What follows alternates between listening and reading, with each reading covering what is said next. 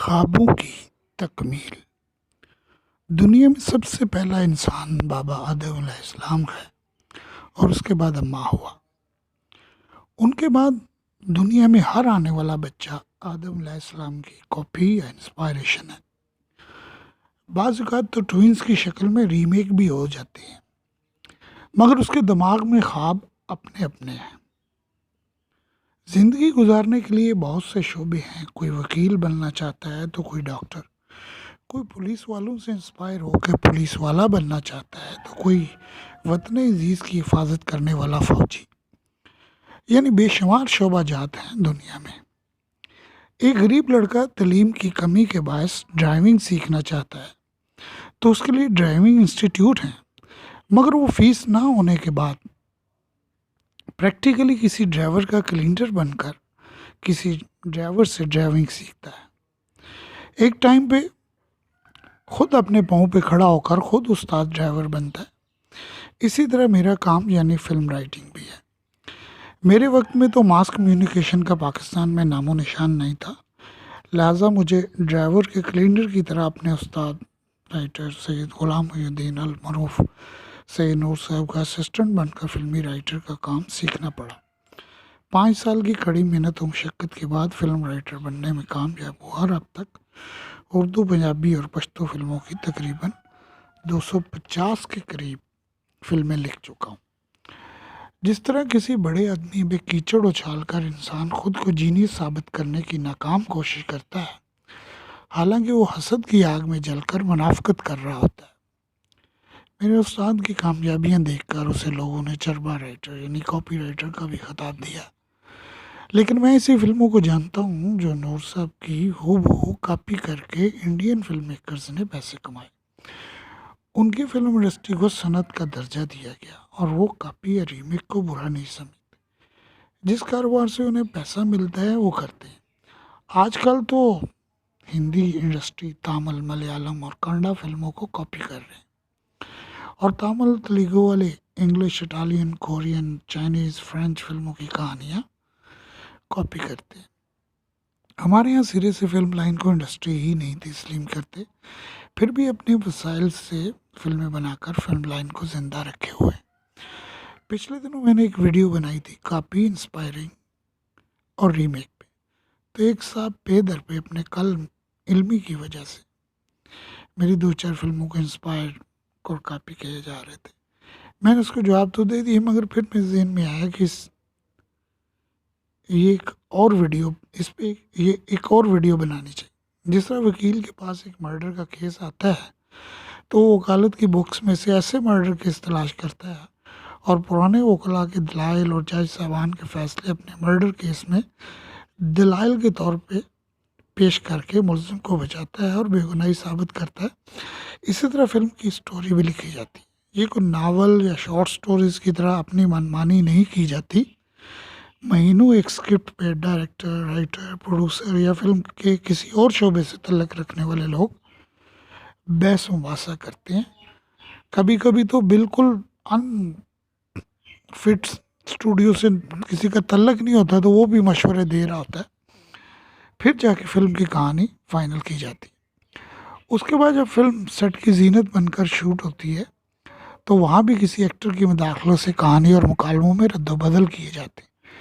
बाज़ का तो पैसा लगाने वाले या एक्टर की मुदाखलत से इस हद तक बढ़ जाती है कि फ़िल्म की कहानी चू चू का मुरब्बा बन जाती है। नतीजतन फिल्म फ्लॉप हो जाती है और फिल्म भी इन राइटर पे काफ़ी या चरबा का लेबल लगा रहा होता है। हालांकि बुरी फिल्म बनाने में प्रोड्यूसर, डायरेक्टर, राइटर से लेकर चपरासी तक का हाथ होता है। जहाँ तक कॉपी या इंस्पायरेशन का सवाल है तो हर इंसान की ज़िंदगी में माँ बाप, बहन भाई होते हैं और यही किरदार फिल्मों में भी होते हैं। लिहाजा कम इल्मी वाले के लिए तो सारी फिल्में ही कॉपी हैं। मेरी 3 फिल्में एक ईद पे लगी थी, शेरशाह, बेताज बादशाह और सुल्तान। सुल्तान में बदरुद्दीन ने बदमाश का किरदार निभाया। मेरे साथ पश्तो में मुनाफ़िक़त का अंदाज़ इसलिए भी है कि मैं पठान नहीं पंजाबी हूँ और पिछले 44 साल से पश्तो की खिदमत कर रहा हूँ।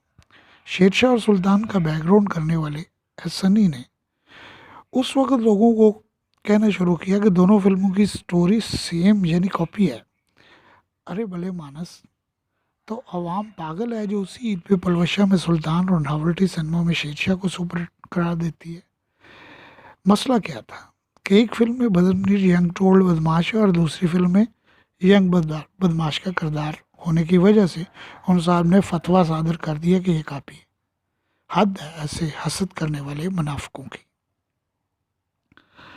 मैं जानता हूँ डायरेक्टर राइटर या एक्टर बनने में दिलचस्पी रखने वाले नए आने वालों के लिए मुल्क में बहुत से इंस्टीट्यूट हैं जो हज़ारों फिल्म मेकर्स पढ़कर फिल्म लाइन ज्वाइन करना चाहते हैं, मगर ना तो उनके पास फिल्म बनाने के लिए पैसा और ना ही प्रैक्टिकली वो फिल्म बनाना जानते।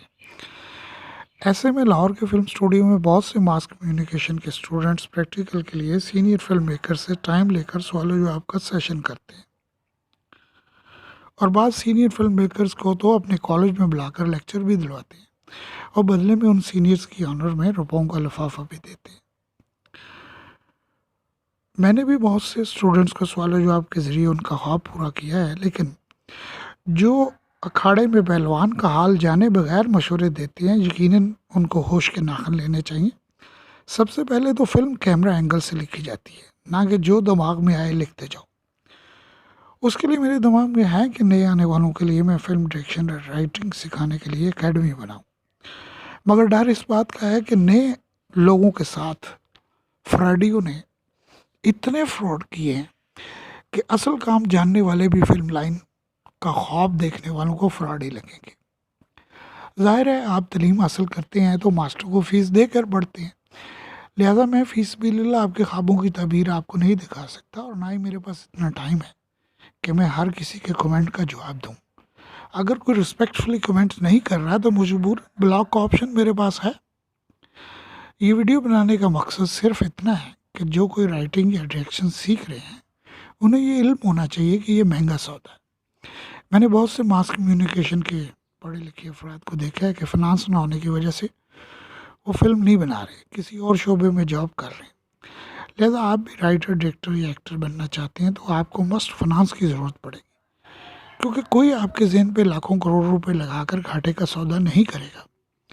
आप अगर डॉक्टर बन गए हैं तो कमाने के लिए आपको अपने क्लिनिक पे इन्वेस्टमेंट करनी पड़ेगी, दवाइयाँ, कंपाउंडर, नर्स के अखराजात उठाने पड़ेंगे, फिर मरीज से पैसे वसूल करेंगे। हर पैसे वाले को बड़ा नाम चाहिए, डायरेक्टर हो, एक्टर हो या राइटर। फिल्म बनाने वाले कारोबारी हजरात रिस्क नहीं लेते, लिहाजा आपको अपने बलबूते पे ही कुछ बनकर अपने ख्वाबों की तबीर ढूंढनी पड़ेगी।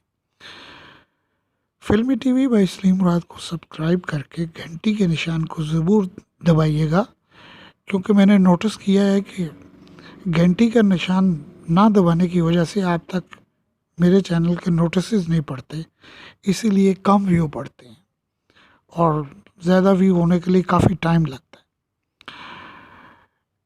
तो घंटी के निशान को ज़रूर दबाइए ताकि आने वाले एपिसोड का नोटिस आपको बर वक्त मिल सके।